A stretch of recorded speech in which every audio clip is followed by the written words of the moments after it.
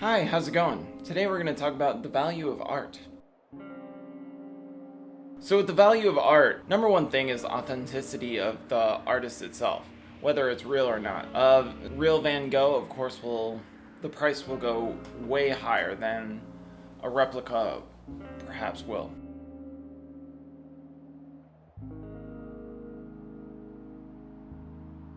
Number two would be where it originated from, such as a private gallery or a celebrity or whoever owned it previously. That will up the value as well.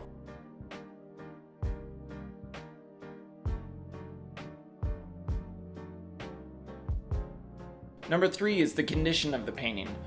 Whether it is an oil painting or a lot of work will have to be retouched and so forth and cleaned over time, so to make sure the coloring is still vibrant and so forth. That's what museums do to keep the value of it. And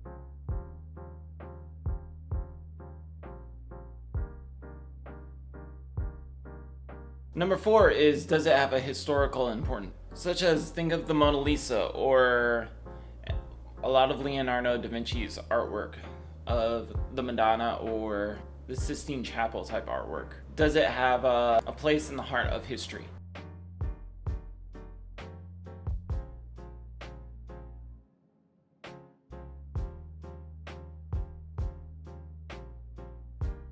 Number five, is it trendy at the moment? When I think of trendy, think of Jackson Pollock or Roy Lichtenstein. Those are always in the moment and very poppy, colorful. They keep coming up since it's modern art type deal. And then of course Da Vinci, Picasso, those keep coming up as well since they're so colorful and they're such a big deal in history.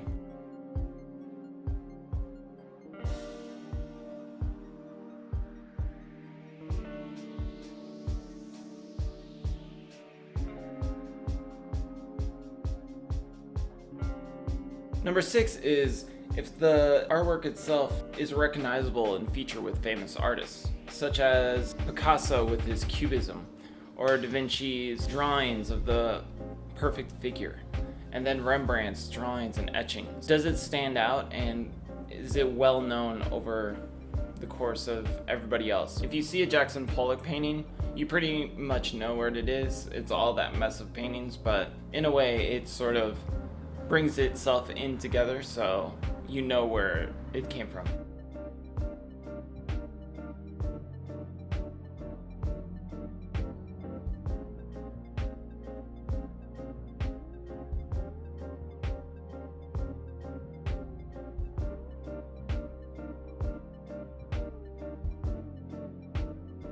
Number seven, does the artist have an interesting background, such as artist cut his ear off or they died early?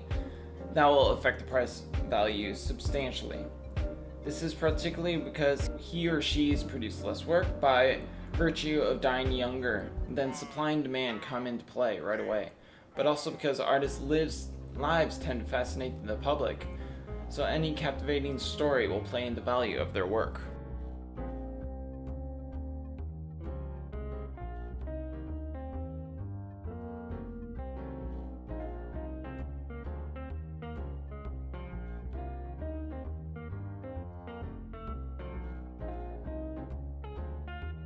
Number eight, the medium itself. So particularly paper will sell a lot less than a canvas, and then a sculpture will sell a lot more, of course, since it takes hundreds and hundreds of hours.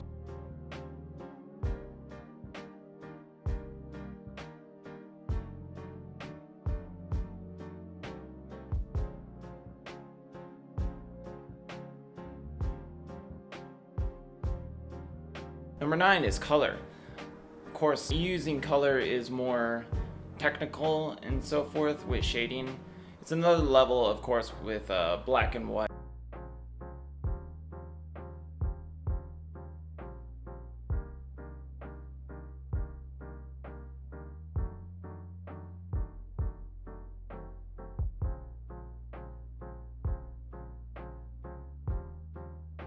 Number 10, artworks of certain subject matter tends to sell more, such as political or historical figures and so forth.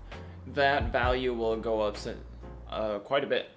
And I have one, sunny landscapes tend to win out over the dark ones, as do ships in calm seas over ships in storms. So it's just according to the certain subject matter as well, besides popular figures and so forth. Is it calming? Is it something that you want to look at constantly? Or is it chaotic? Well, the chaotic ones will sell as well, but not as well as like a calming, soothing nature or figure.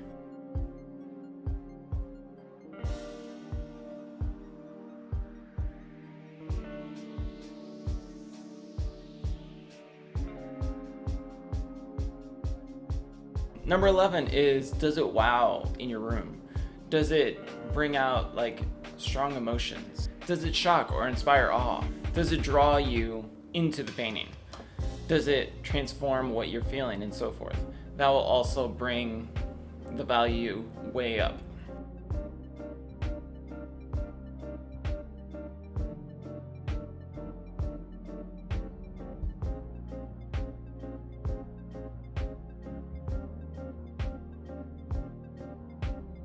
The size of the matter can vary. Jackson Pollock's were massive paintings that go across the wall, but Rembrandt also drew tiny drawings about the size of this when I first saw them in the museum. And they both value probably, Rembrandt would probably be a little less than Jackson Pollock for some reason, besides the size and so forth, and the names of the two. And then Pollock also has the coloring as well.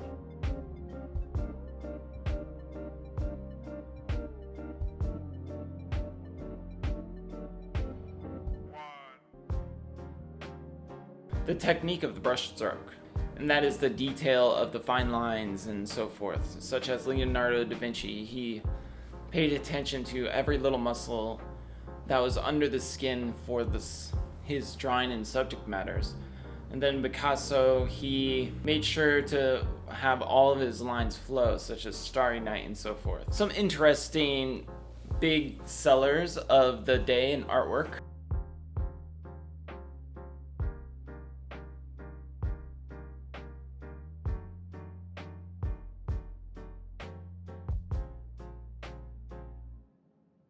Untitled by Jean-Michel Bisquet, bought for $20,000, sold for $110 million. Flag by Jasper Johns, sold for $110 million. The Scream by Edward Munch, $119 million. Woman 3 by William de Coing, $137 million. Number 5, 1948, Jackson Pollock, $140 million. Masterpiece by Roy Lichtenstein, $165 million. Pennant portraits of Martin Schalzmann and Alpine Copiet, Rembrandt, $180 million. Number 6, Violet, Green, and Red, Mark Rothko, $186 million. I find those very interesting that those sold so much, and people may ask, that is not artwork. All I can say is the sizing and how much paint is used, perhaps. I don't know about the brush strokes, but it does have a shade. If you have any idea of why that sells so much, please let me know. Card Players by Paul Suzanne, $300 million. Salvador Mundoy, Leonardo da Vinci, $450 million. Sorry about my mispronunciations. Andy Warhol, 4 Marylands, 1962. Bought for $955,000 and sold for $36 million. Gertrude Richard, Apricots Build, 1986. It bought for $607,000 and was sold for $46 million. Andy Warhol, Mao, 1972. Bought for $1 million, sold for $47 million. Mark Rothko, number 11, Untitled, 1957. Bought for $1 million, sold for $46 million. So art collecting is, of course, a high-end type of deal.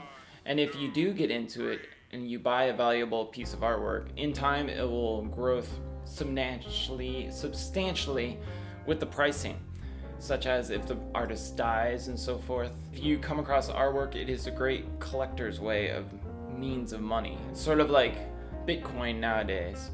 It's quite fascinating that artwork is such a value, and there is a range of why things are priced differently.